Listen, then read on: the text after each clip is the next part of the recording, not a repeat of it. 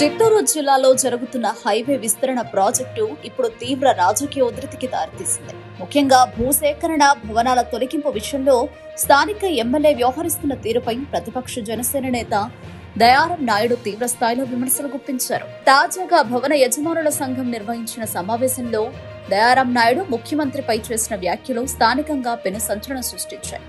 ఓ పోరంపోకు ఆయన చెప్తే భూములు ఇవ్వాలా అంటూ ఆయన నేరుగా ఎమ్మెల్యేపై క్లిష్టంగా ఆరోపణలు చేశారు.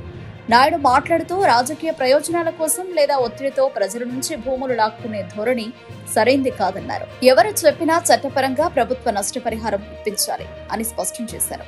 ప్రభుత్వ రంగ ప్రాజెక్టైన వ్యక్తిగత హక్కులను పరిరక్షించాలని, న్యాయపరమైన పరిహార పద్ధతులను తప్పక అమలు చేయాలని ఆయన ప్రభుత్వానికి డిమాండ్ చేశారు. సమావేశానికి హాజరైన స్థానికులు, భవన యజమానులు సైతం తమ ఆగ్రహాన్ని, ఆందోళనను వ్యక్తం చేశారు.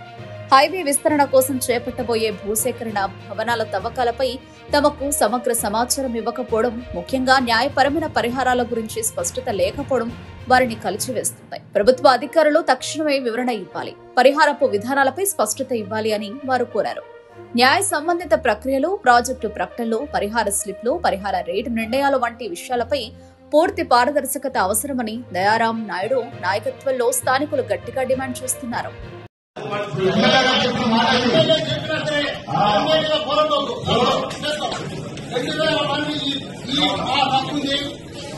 ఎమ్మెల్యే చెప్పినంత మాత్రాన చట్టమే. ఎమ్మెల్యే చెప్పినా, ముఖ్యమంత్రి చెప్పినా 200 మంది హక్కులు కాపాడవలసిందే. ప్రతి ఒక్కరికి వాడి హక్కు, వాడి ఆధ్యాత్కు, వాడి ఎవరు తీర్చలేడు. ఎవరు కూడా నేను ఒక అడుగు ఇవ్వను, అందరూ ఒక అడుగు ఇవ్వద్దు, ఒక అడుగు ఇవ్వము. మేము 2017 పెట్టినప్పటి నుంచి కాంప్లైంట్ రైట్ ఇస్తేనే ఇస్తామని ఆ రోజు నుంచి పోరాడుతున్నాము. కాబట్టి ఖచ్చితంగా డబ్బులు ఇస్తేనే మనం ఇస్తాం. రోడ్డుపై ఇవ్వలే, కాంప్లైంట్ రైట్ ఇవ్వలే, చేస్తేనే ప్రతి ఒక్క అడుగుకి వాళ్ళు కాంపెన్సేషన్ 4 రెట్లు ఇస్తేనే చట్టంలో 2020 యాక్ట్ ప్రకారం ఎంత ఉందో ఆ కాంపెన్సేషన్ ఇవ్వాల్సిందే.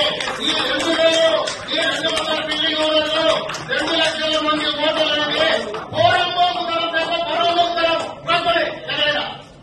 ఎవరంటే 200 మా హక్కుది అంటే 2,000 మంది ఉంది, అందరికీ వాళ్ళు మెజారిటీ ఇచ్చేస్తానికి కొట్టేస్తా.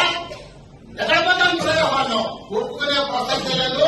వీళ్ళందరి తరఫు నేనే చెప్పేస్తాను, ప్రతి అడుగుతే కాంప్లైంట్ ఇస్తాము. ఏం చెప్తారు చెప్పండి. నిజాలు చెప్తా, నిజాలు